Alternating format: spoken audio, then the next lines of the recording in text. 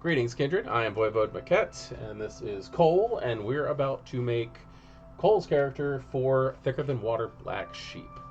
And it's going to be fun. It's going to be fun. This is Cole's actually, you're still learning the system. I have no idea what I'm doing. You're used to the older stuff, and it's different. It's different. But we are going to be using this one from, we're using this character sheet from Mr. Gone. I'm going to shrink us down here. So weird. There we go. So That's even stranger. We're gonna be down here inside the character sheet, and we're gonna build this character together. We are building a Hecata today because we're running this whole Hecata plot line, but we're all playing on different families, and there's a dog barking in the back. That happens. Apparently. All right. Your trademark. So, right. What is your character's name? Do you know? I think I was going with Hattie. Hattie? Yeah. Like DDIE or maybe TTIE. Like that? Yeah. Okay. You doing a surname or leaving it like that? I never came up with one, so we're good here for now. Okay. I can see a lot of vampires just not having Probably one. from that time period and considering what her background is and who she is, yeah. Yeah, this is going to be interesting because for what you've told me, your character is probably going to be the eldest out of all of them. Really? Yeah. Because like we've done so far, we've done David's, Serendipity's, and Abelin's. Okay. And also Gwen's. And Gwen and Abelin are embraced just within the past year. Oh. And odd man out. David's character was embraced in the 90s. So no, that's not a problem whatsoever. 1990s? Mm-hmm. 1990s. Okay. So do you have a concept for what you want to do? Like what is this person? Like Abelin's playing a someone who had interest in necromancy before their embrace. So what they did is they took the concept natural necromancer. Okay. That kind of thing. It's just something to help keep your mind on what you're trying to accomplish. I mean, she's really more of a chameleon than anything. Like, go along with the time period, change as you need to change, and alter. Okay. You know, like, or you could go with modernist, however you want to. Modernist? Yeah. That's neat.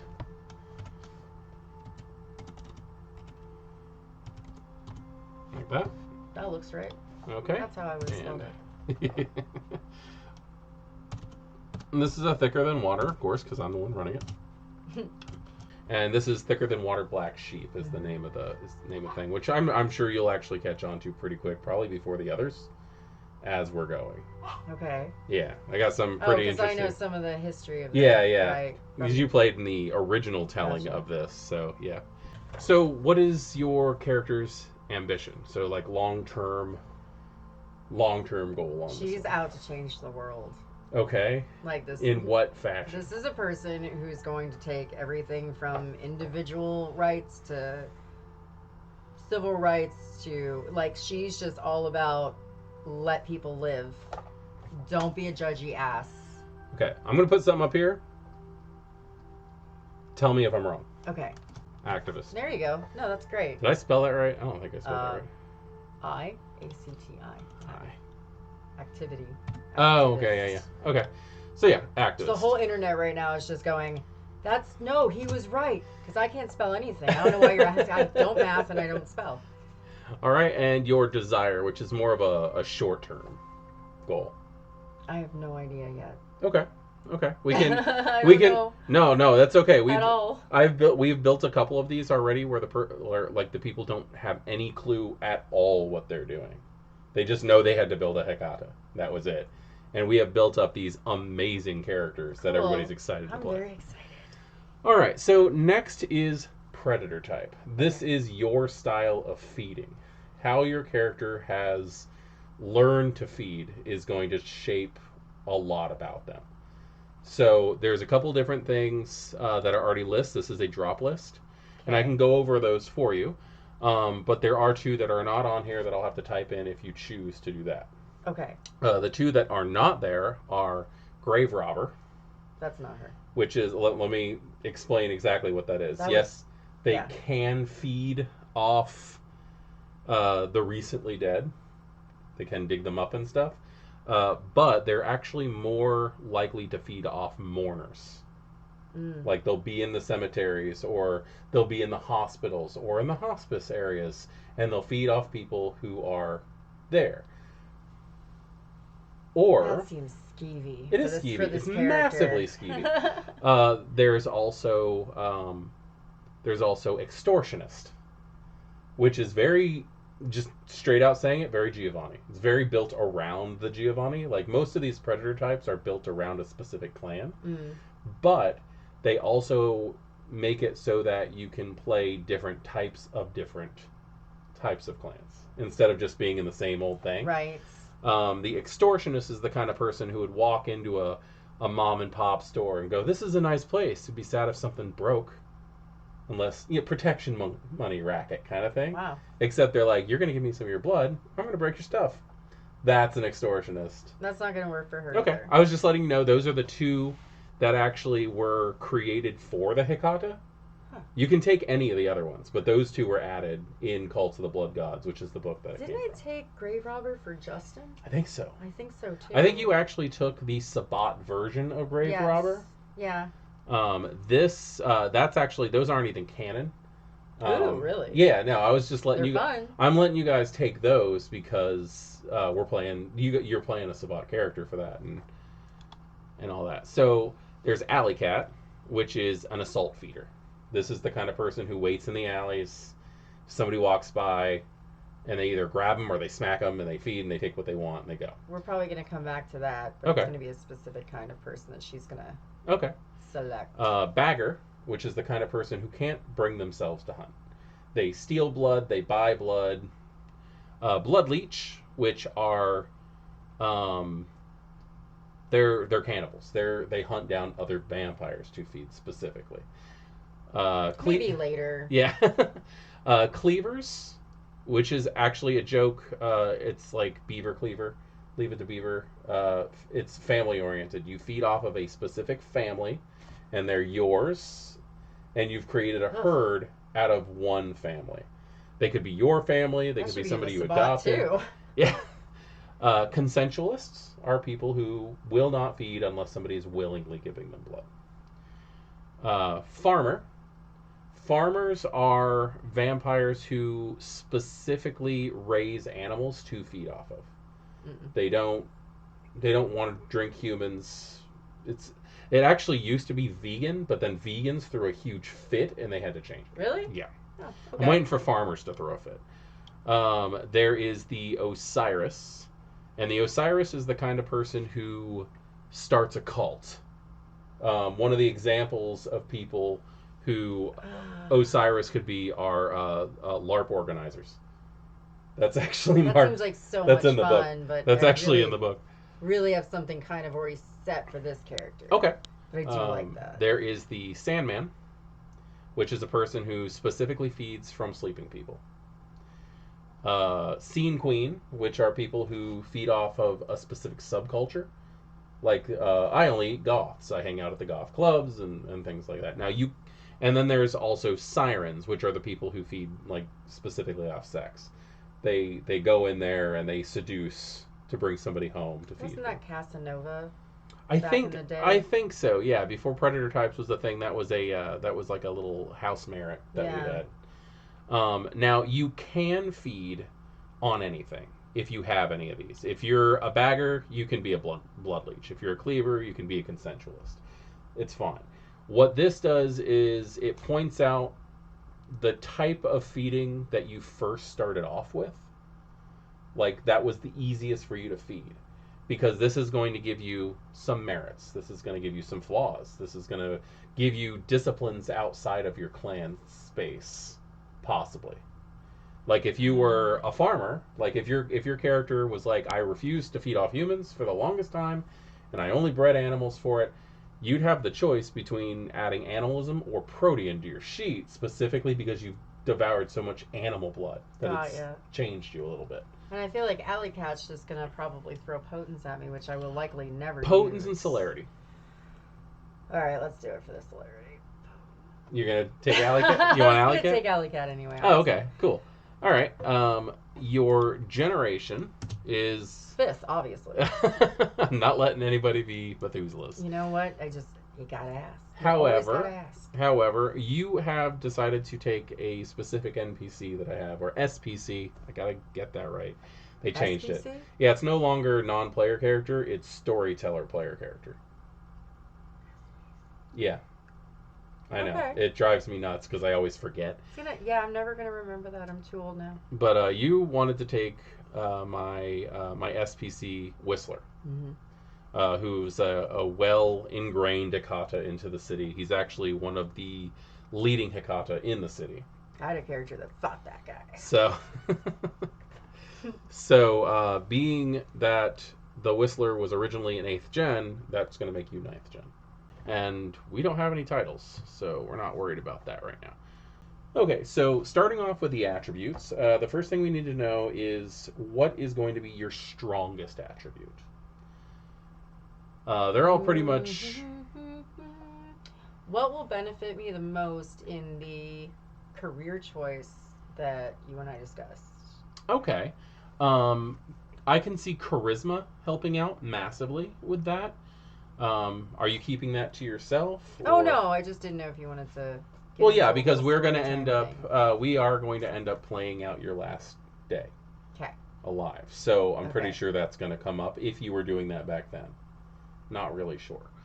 But I can definitely see one of the socials being important. Charisma is going to be your likability. Your manipulation is going to be more intimidating and lying to people. And then your composure is going to be you keeping cool in social situations. So these three is really what I see, because you're planning on doing a death doula. Correct. Which I think is probably the best job that I've heard so far, just because it's so off the wall. Serendipity amused me into this. Yeah. We were talking about character concepts, and so we're just hashtagging things out on the porch. But yeah, she was telling me what she was thinking about an idea, and she went from death doula into a spiel, but my brain went death doula, and then after death, continue, because of the necromancy, to coach the person into like their new life. Yeah, and that sounds great. Yeah.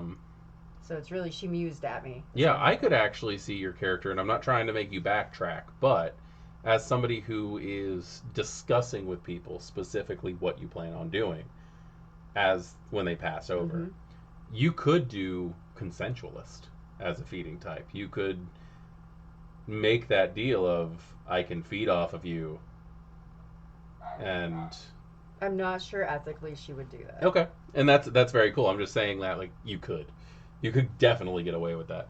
I'm not saying ethically, but like you could. Yeah. No, and that crossed my mind on my way home from work too, and then I was like, I just don't see her being. That'd be an person. Interesting salubri, a death doula consensualist. Oh right, salubri. yeah.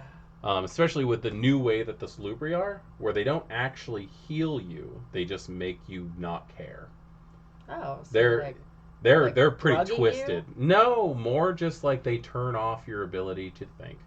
Oh, it's awful. Disgusting. Yeah. Actually, like don't like that at all. It's really messed up. Okay, so yeah, I would say definitely one of these would be your higher. Okay, then let's start with charisma. Charisma. Okay, your charisma is going to be at a 4. And then, what do you think your least prominent feature would be then? Well, I'm going to go with mental being, again, her background. She probably didn't have a lot of actual formal education. Okay. Sometimes you can just naturally be witty, but... I'm really feeling strength. Yeah, I know, but I really want to be able to beat up bad guys. This is like a whole vigilante... Okay. I think I could be wrong because I've done so many of these in such a short amount of time, but I'm pretty sure Serendipity took like dexterity was the least prominent feature because the character's just a klutz. Oh, which is fun. See, that's me in real life. Yeah. So I we think got. she's not as mentally sharp. Okay. Do you think she's not going to be mentally sharp in the intelligence, which is it's book learning? Wits is going to be more of your street smarts, notice things kind of thing. I think that would be better for her to have. Okay. In my game, wits is something that you probably want to keep. Fair. And then resolve is like composure, but mentally, trying to keep your cool when it comes to things. I think the book learning is going to be her lowest, Okay. honestly. Very cool. All right, and then after that, you get to choose 3 attributes that are at 3. In any category, In any, just go throw them all wherever I over the want? place. Yep. Okay. Yeah, they don't do the 753 thing anymore for these. Yeah, I was like, what? What are we doing?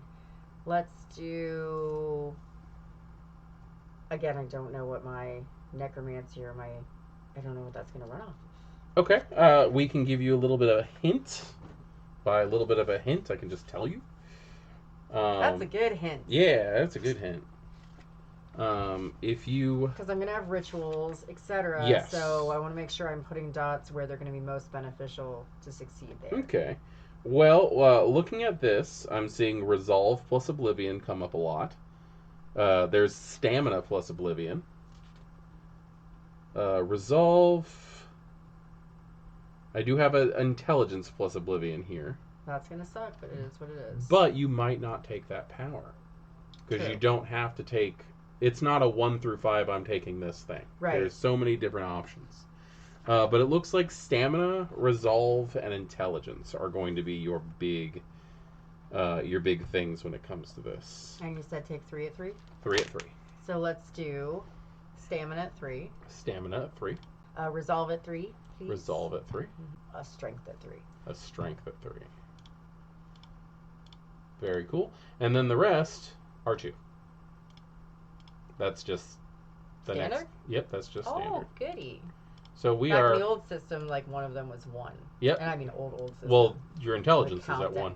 Oh, that's true. So that is how that goes. It's actually pretty quick and intuitive. Yeah. When it comes to This is a lot that. like the very first edition when my brain. Yeah, it really brings back memories of GURPS. Yes. Yes. So we are going to hop into your skills now, and the skills work the same way they always have as in the old systems. You got your physicals, your socials, and your mental skills also. So you need to decide whether or not your character is going to be a jack of all trades kind of person, a balanced character, or a specialist. Because that is going. I always want to say balance, but I think we're going to take specialist and just let it ride like all in specific. Okay. The way that works is you're going to get roughly the same amount of points that go into everything, but because of the different costs of points, you're going to have a wider variety of things to do in some, or a more focused. Okay. So what do you think, if you want to be a specialist, what do you think your most important skill would be on the board for who you are? Well, she's probably going to have to be really good at either medicine or occult. Okay. We can flip a coin. Well, personally, as a doula, you're looking towards taking away pain and things like that, and I think medicine might be your better bet when it comes to that kind of thing. Then. So that is going to be at a 4. Yay. So you're like above college level, because a 3 is a college level in this. You are at the ability to write your dissertation on medicine. So that's what that is. Next, you need to choose 3 skills at 3. So we're going to go with occult. Occult, okay. And these are going to be your college level skills. Okay, gotcha. Let's go with survival at a 3. Survival, okay. Now, survival is being able to find things, being able to find shelter, that kind of thing. Like being Bear Grylls kind of thing. Like you're out in the wilderness and you're able to survive. That can be used on the street, too. I was going to say, that might actually make sense for her background, because Okay. It's not like she was born with an iPad or anything. Yeah. And one more. Mm-hmm. Either dig in the larceny or Okay. seriously. Which is going to be like lock picking, yeah, pickpocketing and stuff like that. Or subterfuge, just as a backup for being able to convince people that she's legitimate. Okay, well, that's straight out lying. Yeah. Now, insight is being able to tell what other people's emotional process is. It's also being able to find out if they're lying to you, that kind of thing. I'm just pointing that out because you said subterfuge. Insight is effectively reading other people's subterfuge. Gotcha. Maybe I could just go with persuasion. Persuasion? Yeah. Okay. That might be useful for many in-week actions. That possibly could be. I don't see many downtimes in this game.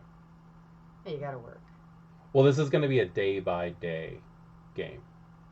So it's going to be a very interesting story, but there might be a little bit of downtime here and there, but it's primarily going to be what's going on in one extended story. I think I could definitely still use the persuasion when there are other vampires bothering. Oh, definitely.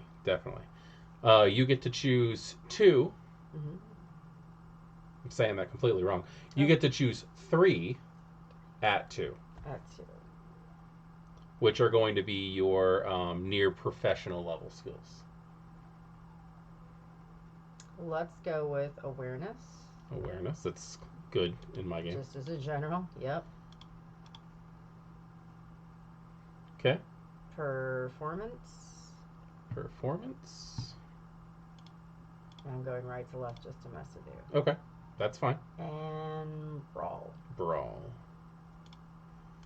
All right, and then the last thing you need to do for this is choose 3 more at 1.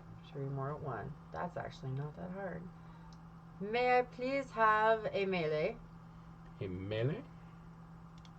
May I please have a subterfuge? A subterfuge. I think all vampires should at least have 1. Yeah. May I please have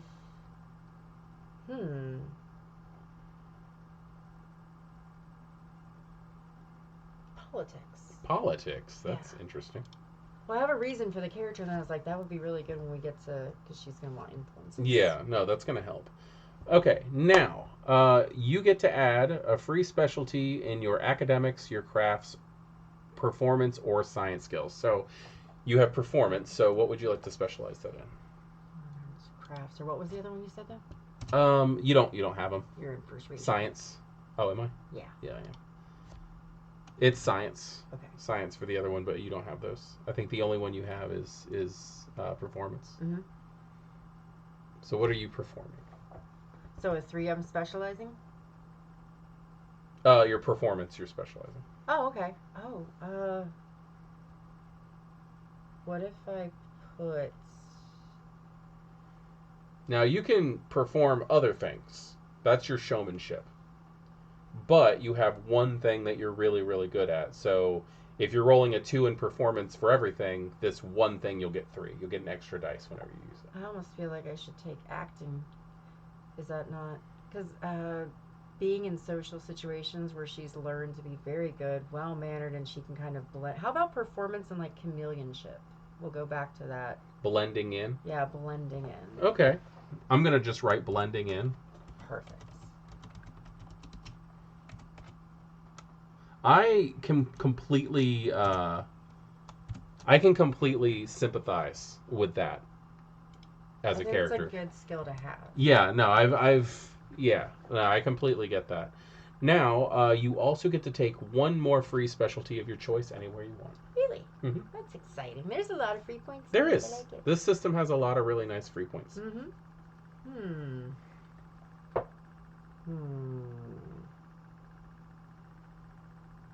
I think I will take 1 point in... Let's go back to larceny. Larceny? Yeah. You don't have larceny. Yeah, but I wanted it originally. That's why I said let's go back to it. Okay. You're going to specialize it, but not have any dots in it? Oh, is that what it is? It's a specialized? I Yes, thought I you got get... a point. No, you get a free specialization of your Free choice. special. Okay, that's good too. So, occult, I think we're going to take rituals. Rituals? Yeah. Now, are you saying rituals in general, or are you trying to focus in on your, like, necromancy? Necromancy. Okay. They're actually called, they changed it. They're actually called ceremonies now.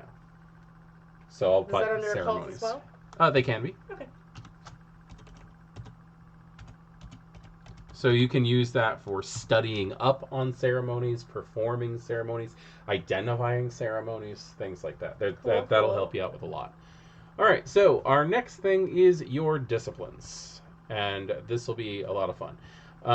Your disciplines, you get to choose, you chose alley cat. Yes. So as an alley cat,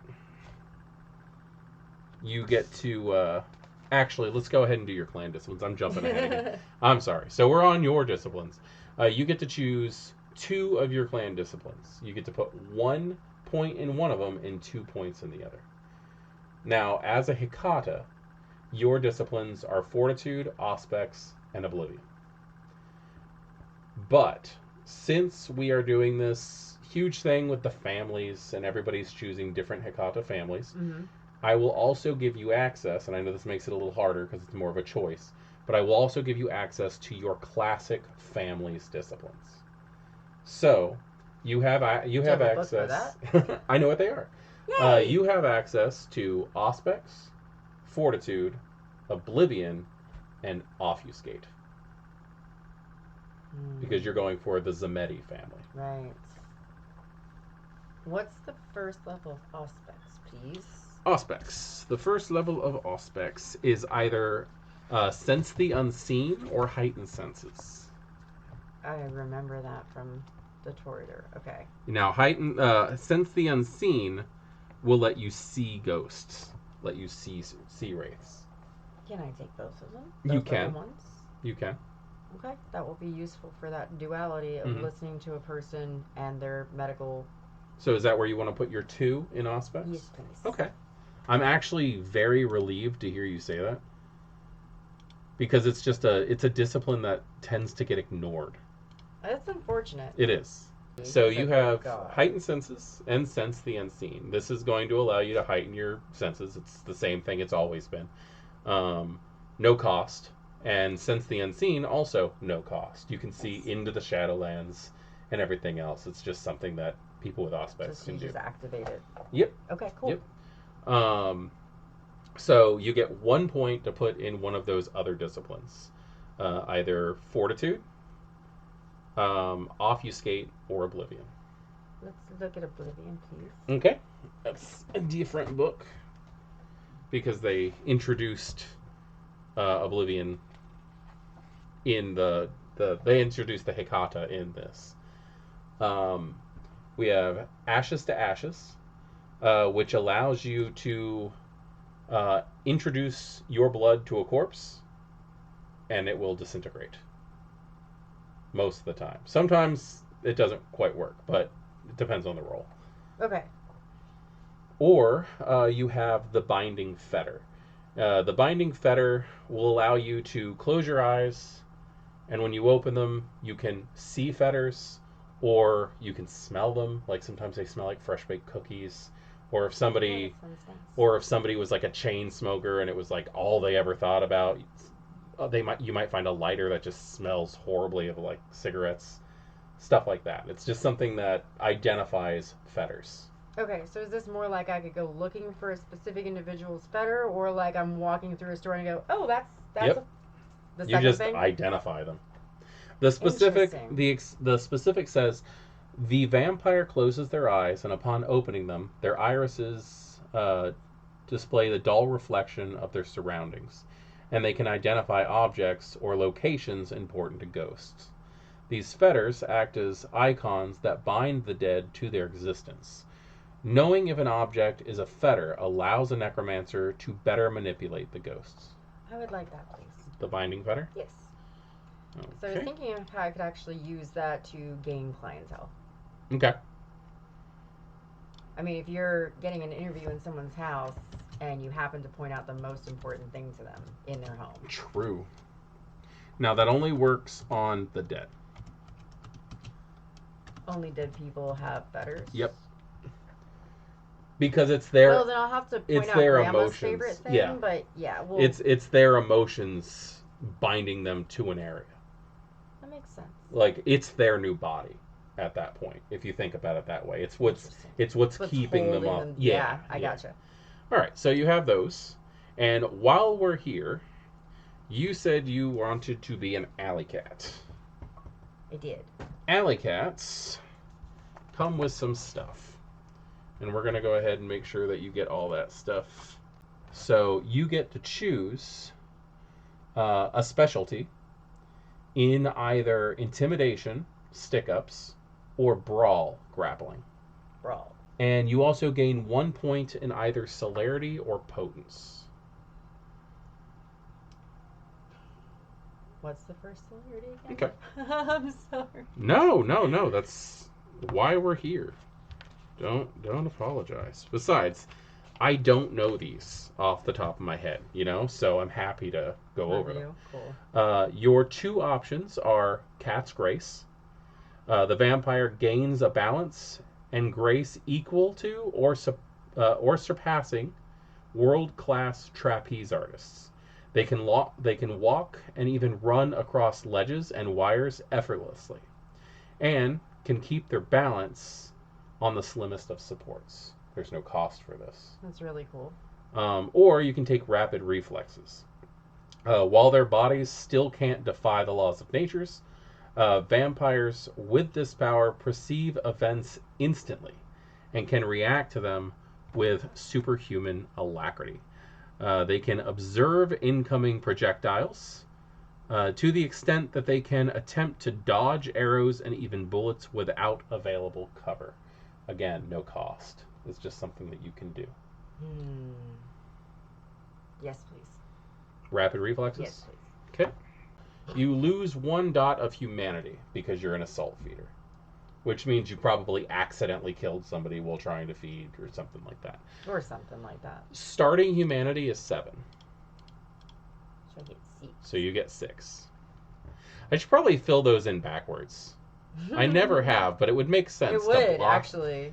Yeah. I've never actually... Next time. Let's see. And you gain 3 dots of criminal contacts.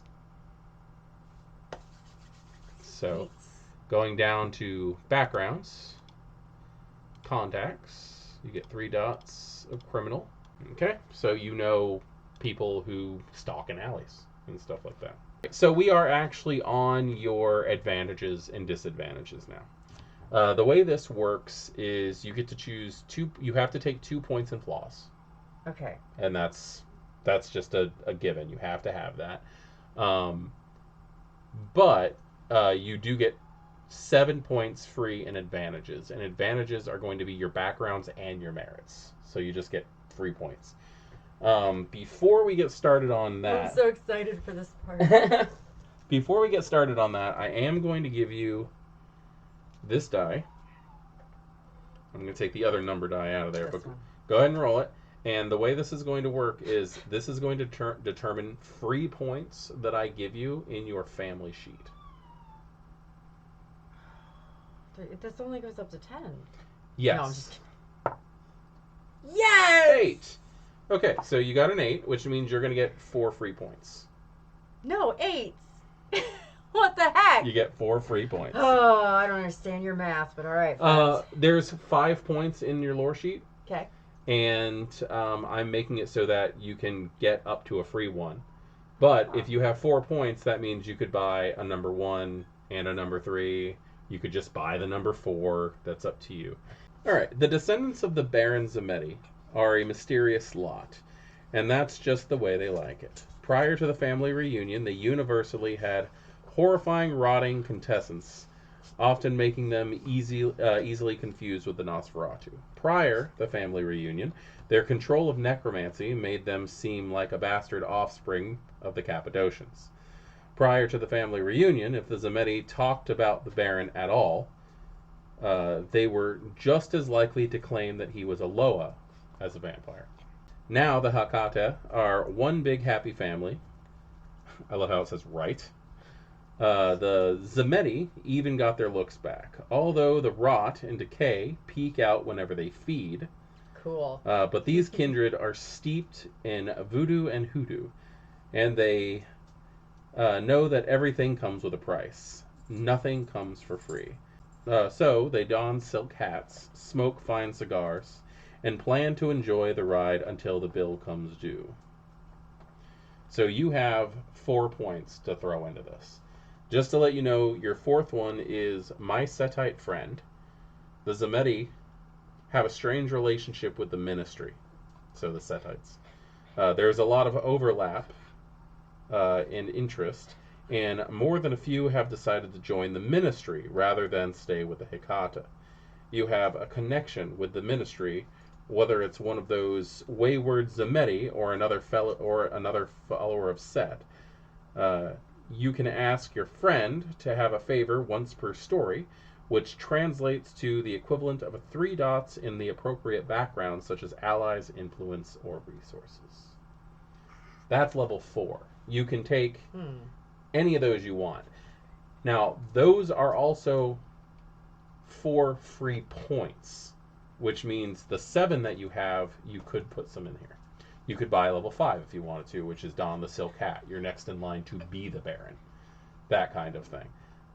With 1 point in necromancy, I'm not sure that makes sense. Yeah, well, it's more of a status thing than an ability thing. I know. But if you want to go ahead and check those out and go ahead and choose one, I'm not going to read all of them straight out, right? Because I have not done that lore sheet yet for like our Metaplot Mondays.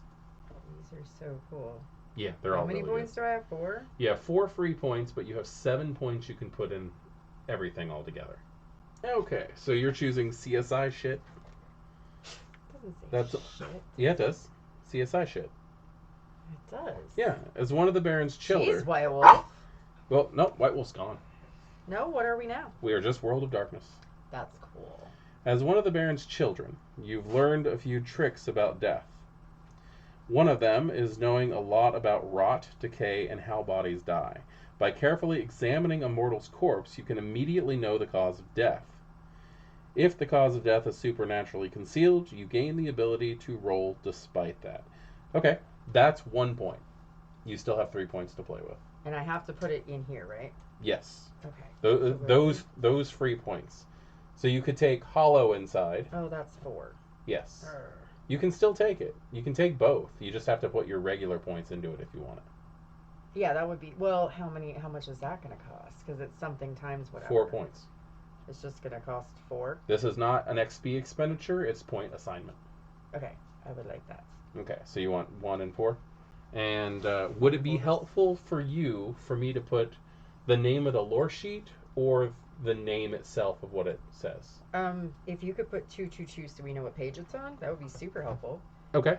And then just put CSI shit on. Okay. What I'm going to do is put under your notes, so you can always check to see that again. Thank you. Okay. So in this whole thing that we're doing right here, you'll be able to do that 1 time. Do I get to choose whether it's resources, influence, or allies? You'll get the appropriate of what you're trying to accomplish. Oh, man. Yeah.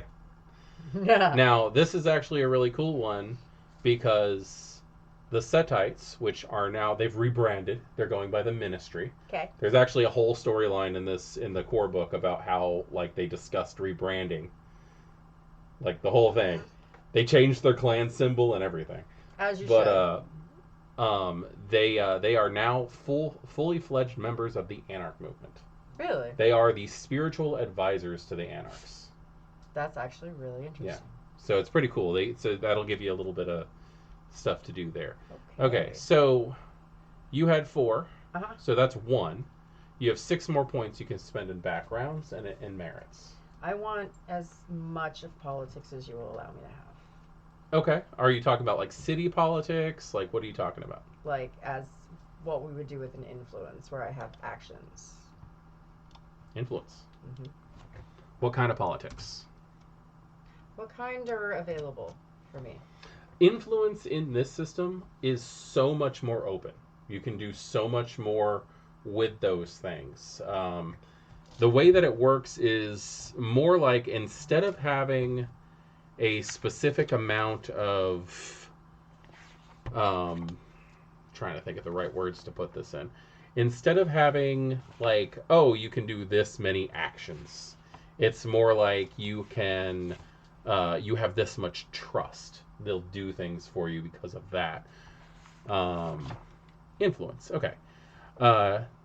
You have pull in the mortal community, whether through wealth, prestige, political office, blackmail, or supernatural manipulation. Kindred with high influence can sway, and in rare cases even control, the politics and society of their city, especially the police and city bureaucracy. By default, influence applies most within one group or region of your city. Groups can be large, even diffuse. Organizations, crime, media, religion, or police and city government.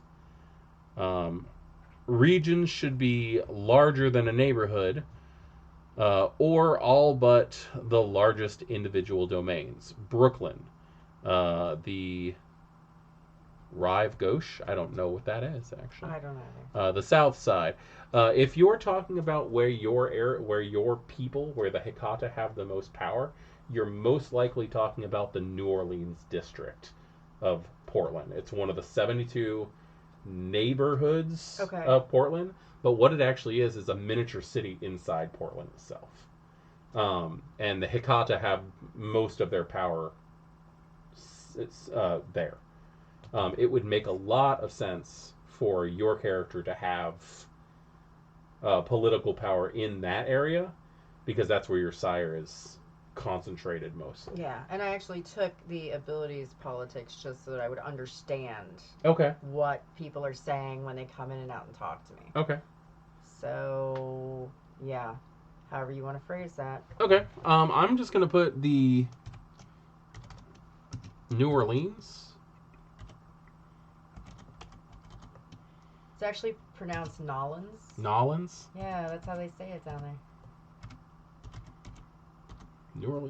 Nolans politics. Nolans. Okay, so you're going to have all kinds of political sway in that area. You have 6 points. You can, in influence, go up to 5 if you want to do that. You want to do that? I do. Okay, so you're going to have like almost complete and utter control over that area. Really? Now, that also means that you have 1 point left in merits or backgrounds to put somewhere. You will be getting free points to spend. Merits? What? Show me merits. Merits are in this book. Do I need this one or should I close it? Leave that open. Okay. Just because we're in the... Oh, no, I got a bookmark. We're good. We are good. Okay, so I'm actually in the merits section of the book right now. Merits and flaws and backgrounds have all been crushed together in this interesting way of doing it. It's actually the way that they used to do it in the Requiem system, when they did Vampire the Requiem. Never played Requiem. I remember. I was out of commission during that particular time period. So you've got 1 point to play around with. You do have extra points to spend, but we'll worry about that later. Let's just get that base point to spend. So 1 point merits, I guess we'll just look at for right now. I think I'm better suited putting points into Mentor. That can happen too. It's actually, they did change the name of it. It's not Mentor any longer. Oh. The Banu Hakim, the Assamites, joined the Camarilla, and they started to integrate some of the language. So the Arabic word for mentor is actually being used now, which is Mala. Mala. That's what I'm going to need to buy. So you're putting points into not your relationship with, but their power level. Their sheet, if you will. Yes. I can actually give you a very good example of this by backtracking. Okay. All merits have a flip side now. Like, you can take resources, like as a background. Mm-hmm. Or you can get destitute, which is the flaw version of it. Like all backgrounds have a flaw version. The mala is the flip side of adversary. Gotcha. So I got a decent buddy. Yeah, pretty much. Well, do you think he's worth a 2 or a 3? I think he's probably worth as much points as you can afford to put in. Oh, okay. Because he is one of the eldest kindred in the city. He was not originally. There was a handful of kindred that were older than he was, but when the beckoning happened, he's kind of one of the last ones. And the Hecata don't seem to be suffering from it like other clans. Nice. It kind of suggests that it has something to do with the founders with antediluvians and stuff. Since Cappadocius, the founder of all of these guys, is dead, like canonically, and now in V5, Augustus Giovanni is also dead. He's been killed, and from what everything says, by the Baron. Oh. The Baron Samedi actually killed him, and it's understood and respected that he's dead. Oh, like among the Hecata, nobody's sad. You also have 2 flaws. You have to spend points in flaws. Oh, goody! You have to. You have to. There has to be something wrong with Yes. It's a balancing act. But instead of taking like 7 points in flaws and like 7 points in merit, they're just making you take an automatic 2. Okay, so. But I don't want flaws. Yeah. Folklore block are, when faced with a folklore block, you must shrink away from it as if, or spend a willpower point to overcome it. And that's going to be stuff like holy symbols, crosses, running water, white animals, that's not garlic. That's not going to work in Portland, though. Well, running water, no. It's a city of bridges. I don't suggest that. Yeah, no. Yeah. The white animal is interesting. Wild roses. That's a thing. It's the city of roses. That is true. They have parades, friend. What are you trying to pull here? I forgot. No, I forgot. Well, my original concept crossing the threshold. You have to be invited. Let's do that. That's fun. Okay. That is only a 1 point. Okay. Just letting you know. Okay, so that is your classic vampire can't walk in. Somebody throwing seeds and having to pick them all up is another one, Okay, so you need 1 point. You need a 1 point flaw on top of that. Stigmata's a 1 point. Don't take that, please. When it comes to like the typical backgrounds, fame, infamy, that kind of thing.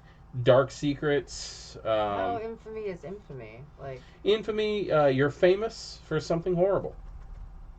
At the very least, the difficulty of most reaction tests increased by the amount of the flaw. So if you're trying to talk somebody into doing something, you'd have a 1 trait penalty. Haven has flaws. Haunted, creepy. Can I have a haunted haven?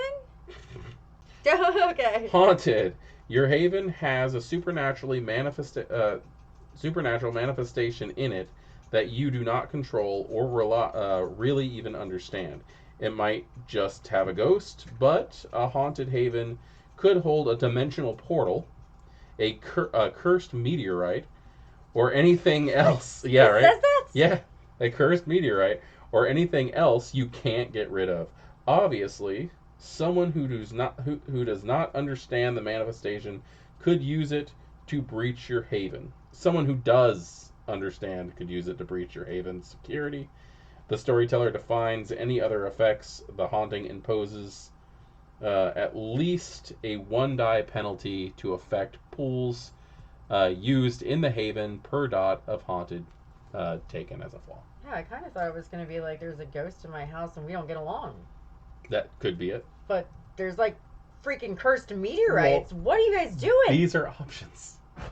Mala could give you adversary. A 1 point adversary could be a neonate. It's just a little vampire who hates you. So like his enemy would be my enemy? No, that means you would have your own enemy. Now, I'm letting you know how fast this can catch up on you. It's a short chronicle. David had a 2 point adversary. Okay. We talked it out, and he's like, the harpy. Okay, that's a bad idea. Well, remember that? Very bad idea. Remember that Pokemon video thing that I did? Yes. That was in response to the fact that she was screwing with him constantly. She screws with everybody constantly, though. Yeah. She's like a for real heartbeat. Resources, destitute. You have no money and no home. No. Retainers, stalkers. Somebody follows you around. I saw the word creepy. That was under your Before haven. haunted, yeah. Yeah. Your haven looks like a den of a serial killer, which, in fairness, is probably exactly what it is. Unknowing neighbors might phone in a tip to the cops or just talk about the creepy place they saw. Your dice pool on social tests to seduce or otherwise put human guests at ease are at a 2-point penalty. That's fine. I'll go to their house. You want creepy? Yeah, I'll take a creepy haven. Creepy I actually haven. have a picture of my haven. I just don't have my phone with me. Oh, yeah? Yeah. And it is pretty creepy. Do we need to Like put Cabin points in the Woods into it? creepy. Into my haven? Yes. I think I should show you a picture before you think there's any points that need to go into this box of matches. I did it on purpose. The reason I'm saying that is because in this system, you have to put points into your base haven, and then you actually also get points on top of that to add special things to it. Yeah, I had a nice one with Justin. Yeah. So, flaw, creepy haven. We're on touchstones and convictions. Forgot that was the thing we Yep. did. Okay. First off, let me go ahead and fill out the chronicle tenets. That does not have to be your mentality. That is just a random good and evil situation. Spoiler, it's not my mentality. You, however, you can have your personal convictions, where if you were walking down the street and had to kill this dude, like maybe you accidentally broke the masquerade or something and you had to like protect it. If you killed this guy, you typically get 2 stains for murder. I think it's like 2 to 3 stains for murder. But your conviction could be like, yes, but the masquerade has to be protected at all costs. Therefore, you only take 1 stain. Oh, cool. That's how that works. It's supposed to be a conflicting thing. You can have 0 to 3 touchstones, which are people that you use to keep yourself grounded to humanity. Each of these people has to have a reason. So something that you find morally attractive. Okay. It can be good or bad. Well, this is going to be a hospice worker, so let's go with the charge nurse for overnights. Okay. You want a name? Go for it. Whatever. You're really good at creating SPCs, so. And what does Nurse Chamberlain do that you respect? What is that thing that makes you want to go back and watch her work? The thing that keeps you human? Is it showing compassion to those who are dying? Is it not sugarcoating shit and just telling people, what's going on without lying to them? Being a source of comfort and peace. Okay. Now I've got a question for you. Sure. Being a source of comfort and peace. So always, it should be an always or a never. Okay. How would you put this? Always appropriate. Always appropriate? Yeah, because you can cry with some patients and others you shouldn't. Okay. You can put bedside man. Always comfort? Yeah, that's fine. Okay. Now, the reason I'm asking that is the touchstones can be a negative or a positive. Yeah, when it comes we talked to that. about that. So, are you saying always comfort because she's always there to make sure they feel good? Or are you saying always comfort because she never is? And watching her just makes you go, someone should be better than that, and it just burns that into you. No, the first thing. This Okay, so she's a good admiration. person. Okay. So that's going to be very interesting. To emulate a human? No, being a Hecata with the everything's okay. Everything is okay. I know, but like most Hecata are just like, you're dying, let me get some popcorn. Where you're just going to be like making them feel better and not well, just... then you have friends on the other side. Yeah. I know, I get that, and that's very Samedi. Yeah. Sugar versus salt. All right, any more? You can have up to 3. I need to hate somebody, but I don't know who I should hate. You don't have to hate somebody, but I should. you should. I should. It's good for me. Is it cheesy if I just straight up, like, hate the poor mortician? What if I just do not get along with fucking Pete? Or does it have to be a human thing? Because he was recently embraced. He was recently embraced, which means that would ruin him as a touchstone for you. Oh, okay. All right, gotcha. There is something somewhere, and I think it's a lore sheet, and I think it's the Harbingers. I have to double check. But I think it's the Harbingers where they can actually have a corpse as their touchstone. Like, as long as they keep it preserved and they study it, it's what holds them. But I don't have to take 3. You don't have to. You don't have to take any. But these are your get out of jail free cards. These are the things that will help you not suffer stains when you're doing it. Like, if you're doing something that breaks these, if you're doing that to protect in the confines, or... in the confines of your convictions. But if Nurse Chamberlain here dies, you're going to lose the ability to be comforting the people. Okay. Oh, what? Yeah. Really? That's now not you can good. you can Because Nurse Chamberlain's going to die eventually anyway. Yeah. Which is going to put ruin my job. Which is going to put you in the awkward position of, do I ghoul this person? Trying to keep them alive. You can also, over time, find new touchstones. Okay. Well, I know you want us to be specific, but the no killing outsiders, I'm going to kill every douchebag. Like, every guy that's like, oh, you're just a tiny little chick, and you're creepy, and you're black, and like, they're all dead. Okay. Kill them all. Okay. That's not a specific person. Then I would suggest choosing one person that turns you into that's still alive. Or somebody, even, like, your character you're playing an ex-slave, correct? Correct. Okay. What if you found somebody who really reminds you of your old slave owner? Do you have that any NPCs that are complete? No, but I can make up an asshole. Yeah, make up an asshole. That's not a problem here. Random SPC a-hole. Chad Whiteman. Well, we know a Chad White, and he's awesome. Do we know a Chad Whiteman?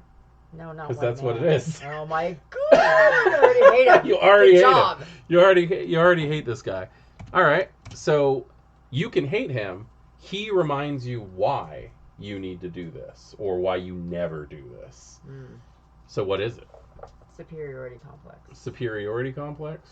Okay, so always or never. Always. Always a racist, misogynistic Chad. Okay. Sorry, so Chads. Always punish racists. Yeah, absolutely. Okay. And Nazis, and I think that might be the only 2 groups.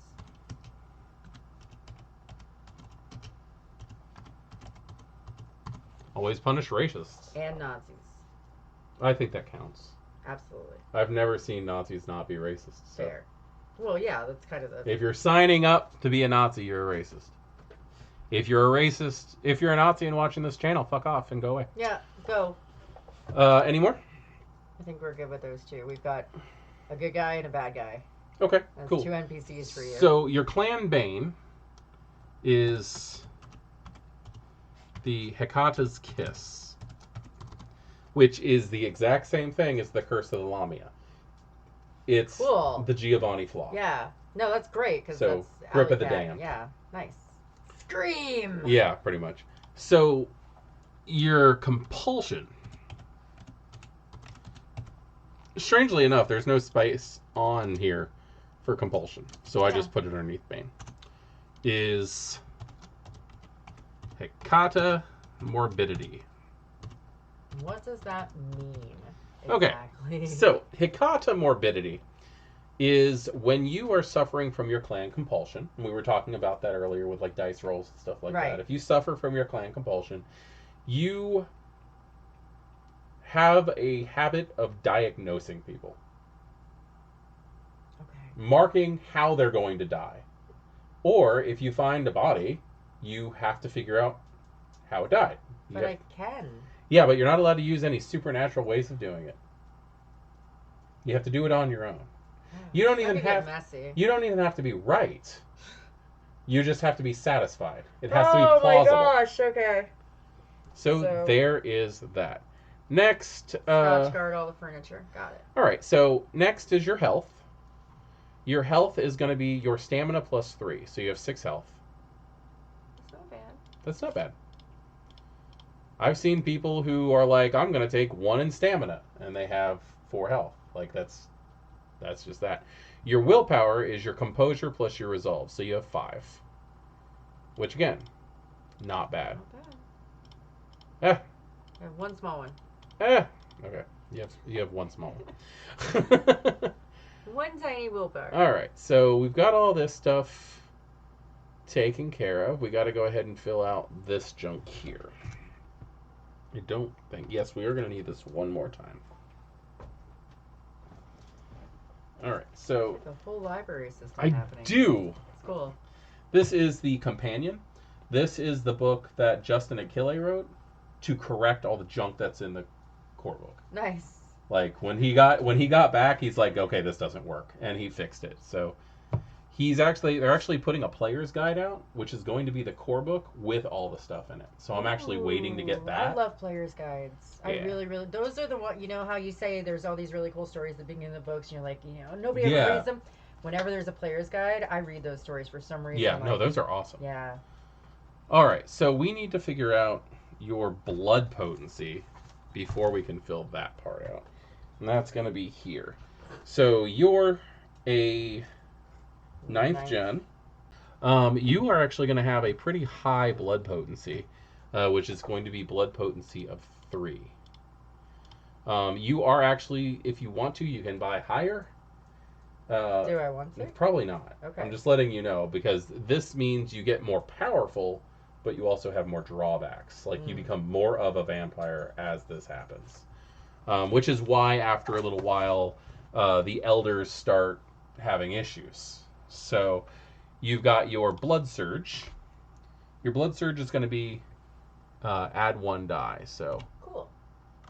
So what that means is when you are upping your attributes, which you can do any of them. So mental, physical, social, it does not matter. You can actually roll a rouse check, and you can up your dice by 1. So add 1 die. Okay. Your mend amounts, which is how much you can heal, because vampire healing is called mending now.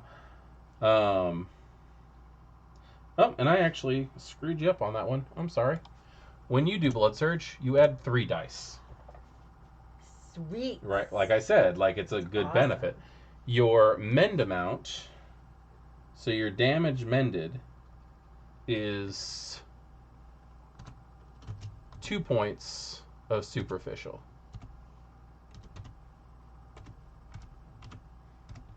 So when you're healing anything, when you do a rouse check, it automatically heals 2 damage instead of 1.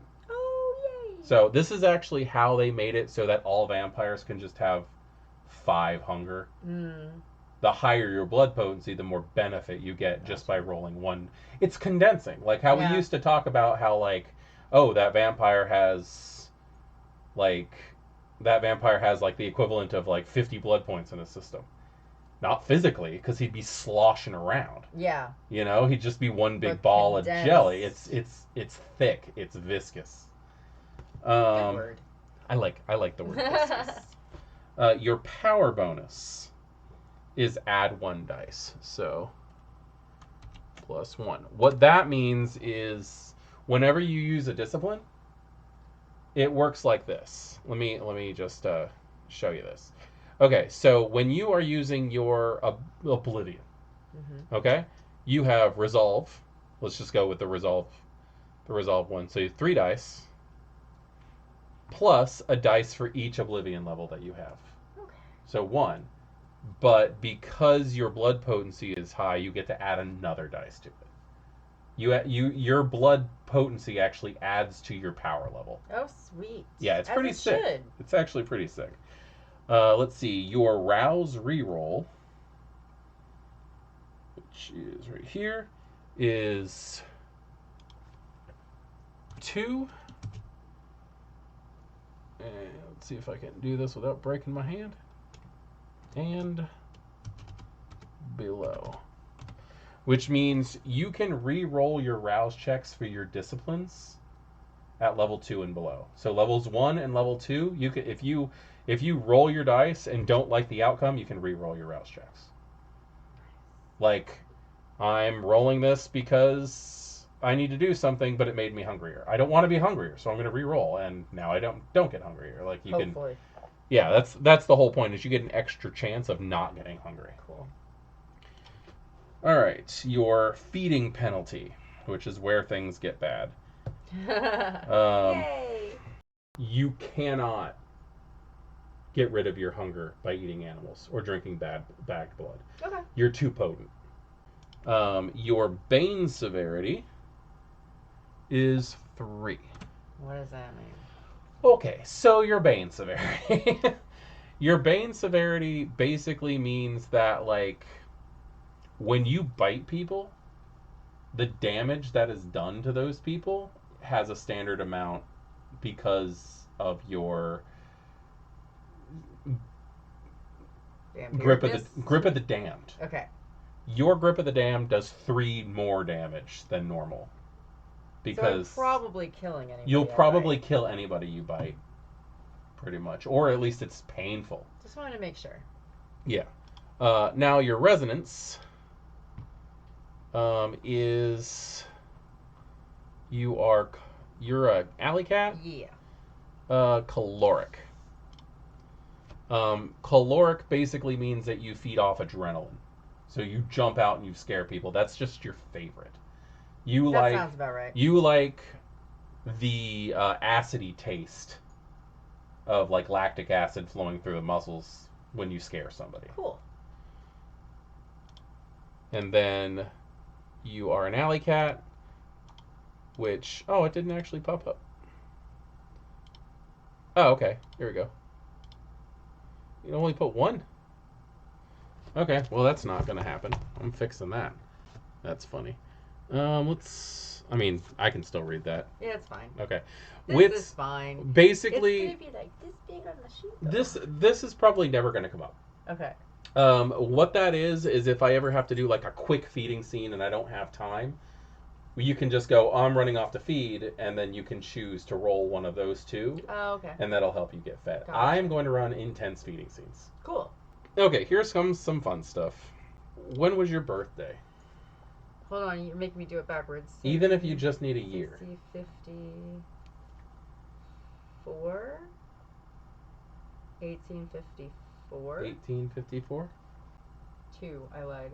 2? I can't math, it's hard. Okay, I think that's actually the year that Portland was founded.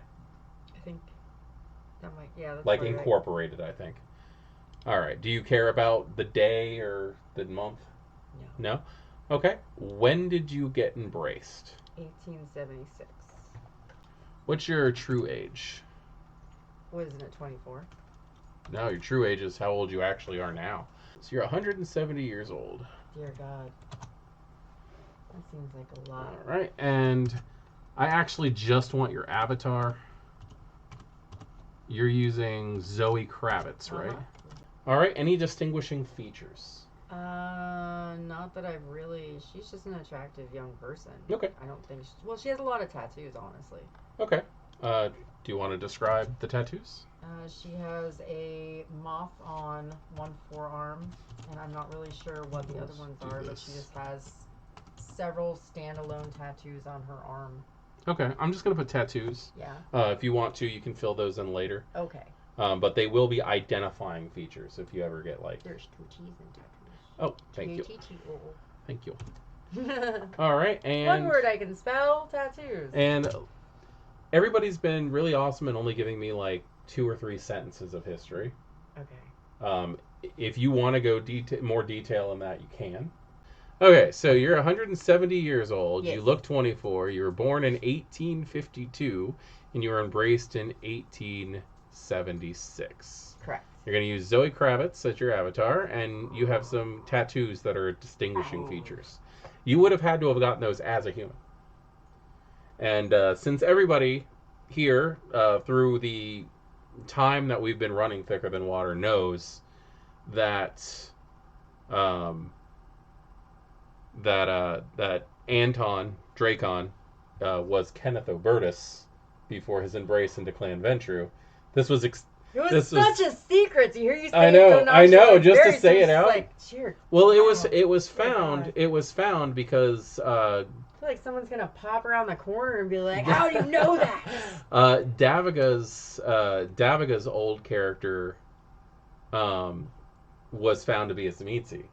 So he started training under him to try to hide it. And it just kind of came out in the recap. So in character, most people don't know. Okay. Out of character, people are getting an inside look on my stuff. But when that sounds filthy. When Kenneth Obertus was a human, one of the things that he did was tattoos. Mm-hmm. So there's a good chance that that Hattie got their tattoos from Kenneth Obertus, so from Anton Dracon. Unless you had several others just running around in the 1800s. No, I only had the one tattoo artist who also happened to be the accountant for majority of the building, the majority of the businesses in the 1800s. And that would probably have helped to inform her politics as well. Yeah. Because he was he was a revenant that belonged to Elena Zantosa back in the 1800s. It's all tied up. It is all tied up. That's why it's thicker than water. It's all about the families and stuff. Okay, so for history, we have born in Portland, Oregon in 1852 as the property of Alistair McCarthy, a not-so-kindly owner. Now, Alistair McCarthy is not somebody who has come up in the game at all, actually, because he's gone at this point, because he was Sabbat, and he left when the Sabbat pulled out. So before game even started, Alistair McCarthy was gone, but he was actually the Toreador Primogen for the longest time before Gregor Vincent became the Portland Primogen. Wasn't McCarthy also the little demon-worshipping frick? No, that was the Tremere. Okay. McCarthy was not infernal at all. He was very much not. It was some years ago, so I wasn't sure. Yeah, it's been a long time. He was part of that same pack, but he didn't know his packmate was an infernalist. I imagine not. That is frowned upon. That is massively frowned upon. You can see how Damien died to see how they feel about infernalists. Fair enough. Let's see. So you worked as a house girl until she was 20, and then was sent off to work in the fields for hard labor. Ran away several times and was promptly returned by other citizens. The tattoos cover up old scars and punishment markings, including the runaway mark that always got her sent back to McCarthy. So that's pretty gut-wrenching right there. It's pretty historical. There were less than 50 people of color in Portland in the 1800s. Less than 50. Yeah, and there was a lot of illegal slavery happening back then also, because it was considered the Wild West. There was no government coverage over the area. Well, I was reading, and at some point they had said, like, no slaves and no people of color whatsoever. That's how we're gonna keep slavery out, is we're just not gonna allow any. Right, all persons of color entirely, including, and it says in the books, like, they referred to people who were mixed as mulattoes. Yeah. I'm not sure if that's appropriate now, but that's what the historical. I don't know. I actually don't know. I've always loved that word, truthfully. But I think it's a pretty word, but I don't want to offend anyone. Yeah. So, like, that's just what the history book had as listed. So, yeah, for a good long while, there were less than 50 persons of color because of that. That's crazy. They had people, they owned people, but it was so, like, niche and such a small community that nobody really made a big fuss about it. So there was definitely slavery in Portland. It was illegal because it was after the Emancipation Proclamation. Absolutely. Okay, so do you carry any weapons on you? Maybe a can of mace. Mace? As a general. Okay, I don't think there's any actual I don't think she'd ever rules use for mace. It. More just to blend in as a human, because you don't walk around looking like Zoe Kravitz in Portland, Oregon, without having like a pig sticker. Or mace of some kind. I'm gonna go ahead and say can of mace. Any other possessions you would keep on you? Do you want like she'd have a phone. Phone. A debit card, your standard stuff. Okay, well, I'm not going to get that too far into things. We just like to make sure that weapons are covered, and if anybody has any weird stuff that most people wouldn't carry on them. Do I require weird stuff for my rituals and whatnot, or? I mean, I will let you go ahead and look over that stuff as you want. Okay. In fact, thank you for going ahead and pointing that out, because I'm going to go ahead and write your ceremonies down. Yay! Oh, that's right, ceremonies, not rituals. See, I'll get there. No, you're fine. You're absolutely fine. In the old days, like in like Laws of the Night and like second edition and stuff like that, if you took necromancy, you could choose between an array of necromancy rituals. Now the ceremonies are very much beholden to what power you actually have. Maybe I should have looked at the ceremonies. If you wanna, if you wanna change, anything, feel free to do so. Now's the time to do it before we start spending your freebie points. But ceremonies, like you were taking, you took the binding fetter. Yes. So summon spirit is the ceremony that it allows you to take. That allows you to take a fetter and use it to call a wraith to you. Okay. And I can assume I can communicate with it in some way. Yes, yeah. The necromancer pours their vitae over the wraith's fetter, and studying the picture or signature calls the wraith's name. The wraith feels the fetter's call and begins to journey from their location in the underworld to that of the caster. Though geography has differing scales in the underworld, a journey may still take several nights if the spirit is on the other side of the world. Like they actually have to travel to you. Gotcha.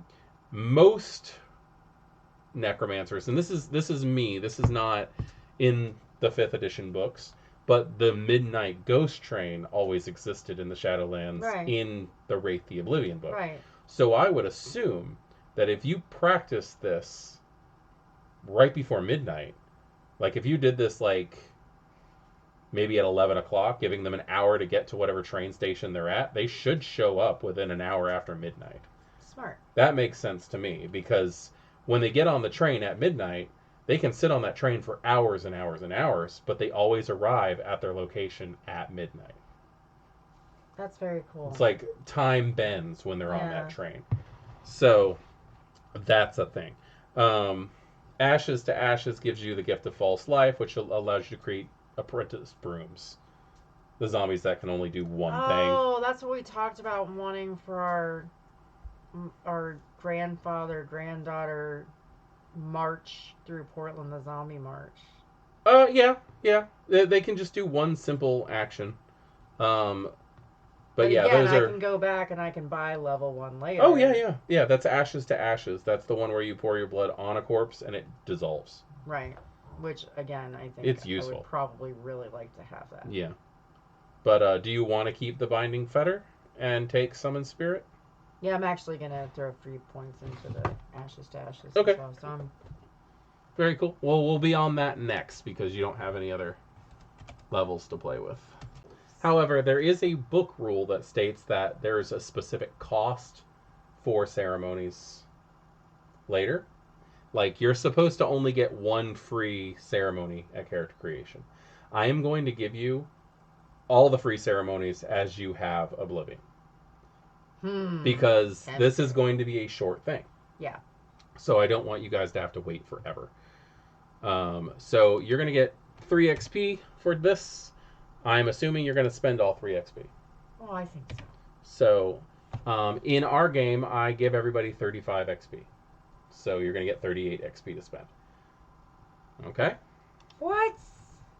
I give you guys ancilli ratings. Okay. Now, that being said, you are actually playing an ancilli.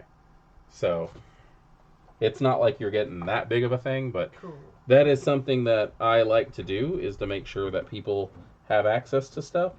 And since we started playing this game, we have always given everybody the ancilli XP. Because they have this little Sea of Time thing here, and it says that ancilli get 35 experience points. Gotcha. Okay, that's cool. Okay. It also says that you Nice little subtract bonus. 1 humanity trait. You already subtracted a humanity trait, so I'm not going to do that to you. Thank you. Well, I just figured since you are actually old enough to do that, well, A 5 is still a good humanity. I won't be too upset. yeah, I am going to go ahead and That's do fine. that. Simply because you have been alive for so long. Follow the rules, kids. Follow the rules as much as you can. 5 is actually pretty good. We can go over that off screen if you'd like. Okay. Okay, so you have 35 or 38 XP to spend on your character sheet, but it spends as experience points now. Okay. Well, Okay, you're gonna so help me keep track. So it sounds great, but it's let's What do jump you- back to Oblivion. okay. Oblivion. Yeah, because I'm that guy. Okay. Want to be somewhat useful. Now, another point of Oblivion is going to cost you the new level times 5. So it's going to cost you 10 XP to get that. But that'll be a level of Oblivion plus the ceremony. I'm giving that to you. I'm not making you pay Right. extra for that. At character creation. After character creation, you guys are going to have to pay for it. So I do not know what level 2 is, and I do want to kind of just stare at it before we commit to Ashes to Ashes. Although I really want that ritual. Ashes to Ashes is fun. Ashes to Ashes is fun. Do you want to base this off ceremonies or off powers? Yes. Okay. Okay, you have access to Ashes to Ashes, Fatal Precognition, and Where the Shroud Thins. Huh. Do I not get a ceremony with that one? That's interesting. I wonder if that's a typo. Because, and please, anybody who knows this, correct me if I'm wrong, Awaken the Homuncular Servant says Where the Shroud Thins. Compel Soul says Where the Shroud Thins. And then it goes on to level 3. So I'm assuming it's Homuncular Servant. And that's just a typo.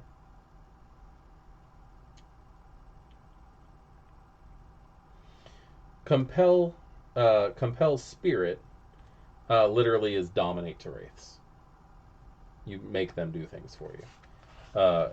Awakening the Homuncular Spirit, so you can take body parts or a dead animal or something like that, and you can make it into a little spy for you. Kind of like Thing from the Adam Sandler. Yeah. How long does that thing survive? Let's see. The caster... Let me see.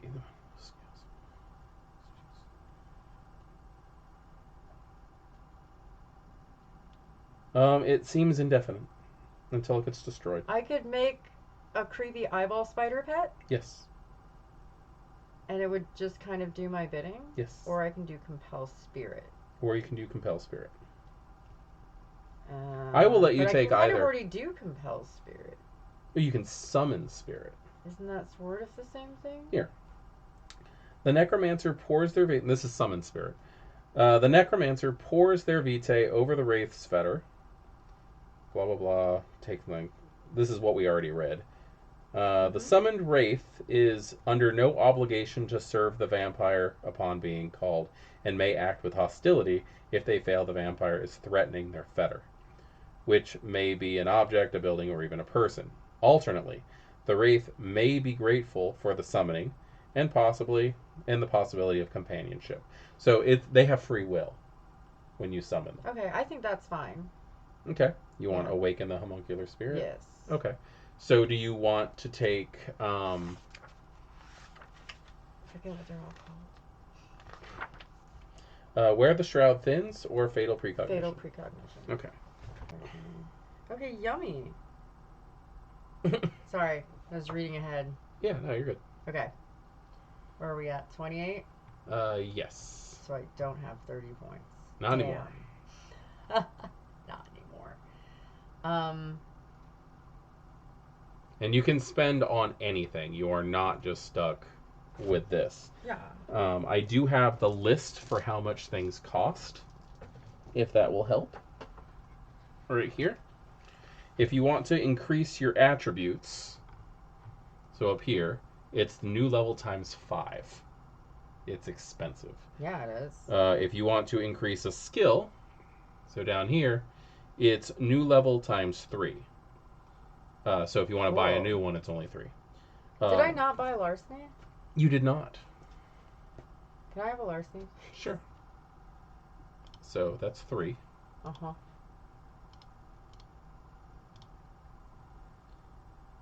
If you want to buy a new specialty, that's 3, because that counts as getting another dice in specific pools. Clan disciplines are new level times 5. Out of clan disciplines are new level times 7. What would be another in-clan discipline? Oblivion? Or not Oblivion, Obfuscate, Fortitude.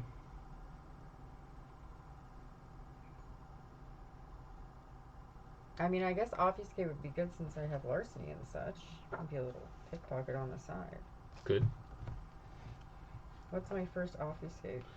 You have a choice on Obfuscate. All the disciplines are like split. Did I pass it? I passed it. Okay. And you can see, like, this isn't going to be like a massively long-running thing, so I'm allowing people just to buy all this stuff. Okay. So the first one is Cloak of Shadows, which is you can be invisible, but you have to remain still. Okay. You also have to be, like, in the shadows. You have to do something to hide yourself. But it's free. You don't have to pay anything for it. That is a lot of people skip Cloak of Shadows because you can't move around, but, like, that's a lifesaver. Like, it's instant invisibility, in my opinion. The other one is Silence of Death, which is you don't produce any bodily sounds while walking. Your pants don't swish. Boards don't creak. I really like Cloak of Shadows for sure. They're both amazing. And that's 10 points? 5. 5, okay. I really like Cloak of Shadows. Okay. If you want to buy another advantage, that's backgrounds, anything, it's 3 points per dot. So if I wanted to go in there and be like, I also want a handful of, like, I don't know. Money, Haven. Yeah, Haven would be a great idea. Okay. How many points do you want to put into Haven? Well, I know I want to put, do Haven. And then I know I want to put at least one in Haven, but I wanted to up the Mala. Okay. So what that's 3 points. Okay, let's do that first. Okay, up in the Mala? Yeah. That's 3 points. Okay. Because it's not 3 times level, it's just 3 straight. Oh, it's not? Okay, so then let's put 2 more in Mala, please. 9. 12. 12. Do another Haven. That'll make 15. 15. Okay. So I'm going to go ahead and say minus points. 15. 5 points. It's Fortitude, level 1. Oh, there you go. Like, you got 5 points. You might as well, right?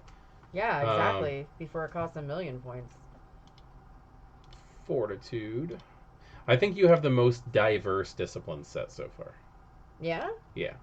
They're all useful. They are incredibly useful. And this is the last thing, so I'm not worried about cost anymore. Your Fortitude choices are Resilience, which is endowed with supernatural endurance. The user can strengthen their physical resolve. There's no cost. The user adds their Fortitude rating to their health track.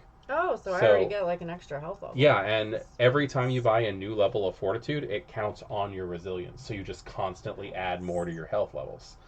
Or you can take Unswayable Mind. The user gains the mystical ability to resist any attempt to sway them through mundane charms, coercion, and wiles. Some exhibit Unswayable Mind as a zen-like calm, while others as supernatural stubbornness. And the user adds their dots in Fortitude as extra dice in any roll to resist coercion, intimidation, seduction, or any other attempt to sway the user's mind against their will. This power also works against supernatural abilities such as Dominate and Presence. Sold. All right, so that is completely all of your points spent. We did it. We have one more thing to do as far as your character sheet goes, and that is I would like to specify your haven. Okay. Okay? And the reason I'm doing that... Oh, you're... the reason I'm saying that, though, is because you get a base haven. Do you want to look it up online? It's a real place. Okay, sure. What is it? It's called the Black Hat. It's a bookstore in Portland, Oregon. Yeah, would you mind? Okay, so you live in your store? Uh-huh. But it's not my store. It's just what the house is going to look like. Okay. I wasn't sure if you wanted to write yourself in as the owner. I could, but that's up to you. It's actually just, yeah, that's it. Black Hat Books. It's actually just a guy named Fred. If you go down, you'll see what the house looks like itself. Or maybe you don't have the same search results as I do. But yeah, the wooden place up top, that's actually the bookstore itself. Oh, okay. So there's another one called Palace Books, which I thought was funny. Yeah. Ha ha ha. So that's it. This guy is a self-proclaimed hoarder. He has over 40,000 books, so he just went out and got a secondary copy of every book he owned and put it into a bookstore. Well, that's cool. And it's predominantly African-American lore and authors. Good for him. Yeah, it's a really cool place. That's really really neat. The outside neat. just looks like a little shack, and the inside's a beautiful bookstore. That's really cool. Turning your passion into a business. Yeah. He's like, I'm a hoarder. I They hoard all play these books. bingo. Isn't That's that cool? cute. That's really cute. And then there's a big greenhouse on one side and a big blue house on the other side. Okay. So the way that Haven works, you have 2 points in Haven. You have to have at least 1 point in your base Haven. Okay, so that has to go there. You can put another point in your base Haven, and what that does is it, You don't have any more points. No. Like, your Haven up here is a 2 point. Okay. So I have to take one of those 2 points and I have to put it in the rating, in the Haven rating. Oh, all right. So that's like your instant security. Okay? The base Haven for a 1 says that you have a small Haven, but more secure and private than default. Examples: basement apartment, crypts, locked storeroom, in a warehouse. So that would basically talk about how that is your, like, storage closet or wherever the hell you're actually sleeping. Okay? You can have a 2, which is good size, security, or privacy, your choice. Examples: a single family home, a row house, a wolf enclosure at the zoo, branch of sewer tunnels, that kind of thing. Gotcha. But you could also take that extra point and put it into amenities. Like security or something. Hidden armory. Each dot of this merit adds a stand of arms for your Haven supply. 1 pistol, 1 long firearm, ammunition, blah, blah, blah, all that stuff.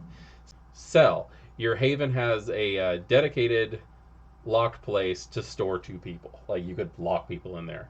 Watchman. That means that you have security who will keep your place safe. Laboratory. Your Haven is equipped with a laboratory that is dedicated to with an industrial sink, a gas jet, reinforced floors, stuff like that. Library. Your Haven has a dedicated library of the occult, Canaanite legends, city history, vampire lore, or the like.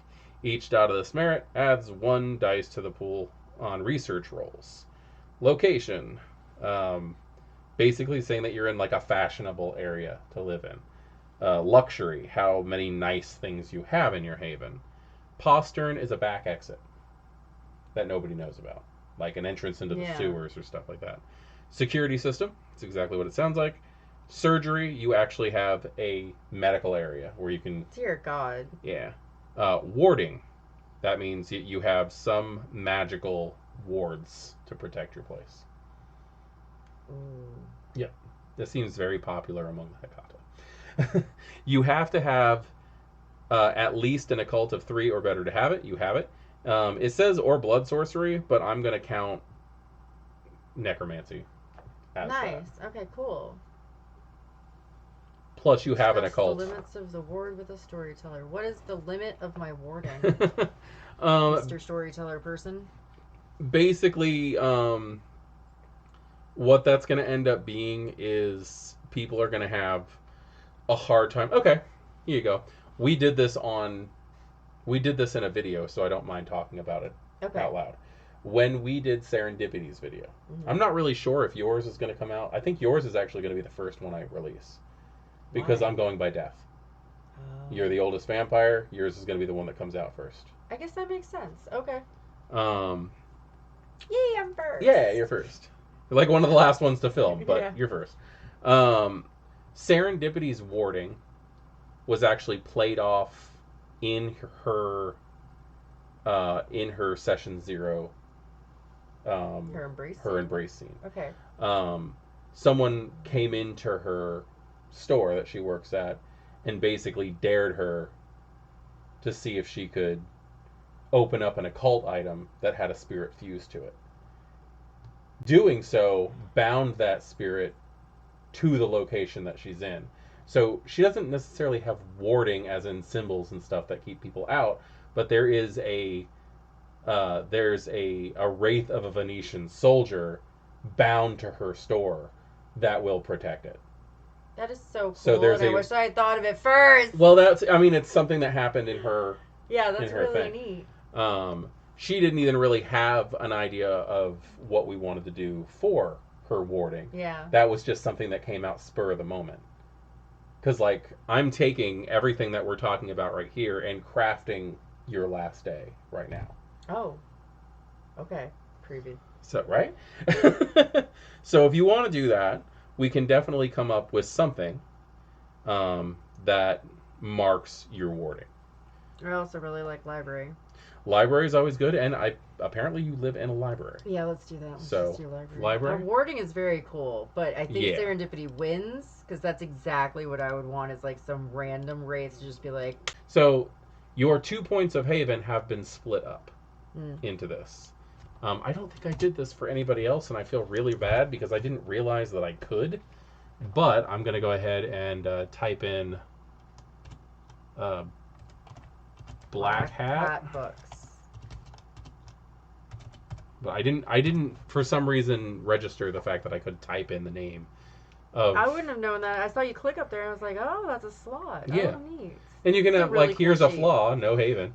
Yeah, and I've said this for all of them so far, but these are found on Mr. Gon's page. It's the same pages that we used to use. I was going to say, I literally used that like some 10 Yeah. plus years ago. Yeah, he updated for V5 and stuff. Awesome. In fact, every edition of Vampire the Masquerade or any World of Darkness or White Wolf product can be found on his website That's still. so cool. So, seriously. in fact, if you're really, really up for it and your computer can handle weird old stuff, Grapevine is still available. And they've updated it to 5th edition. What? Yep. Freaking Grapevine, and it was so you could go in there and you could customize things Yeah. and add your own levels of stuff. So I- we had a lot of fun. I redoing our personally Grapevines. love these This is really cool. with the name of the clan and the clan like symbol and stuff on the thing. I just think they're so cool. Very cool. So the last thing is desire. We still need to fill that in. What does your character want that isn't too hard? Like maybe something like a year's goal. A year's goal. Yeah. So let me give you Probably to gain that lore sheet where, what was it, Silcat, where she's the next in line. Oh, okay. So let's say this.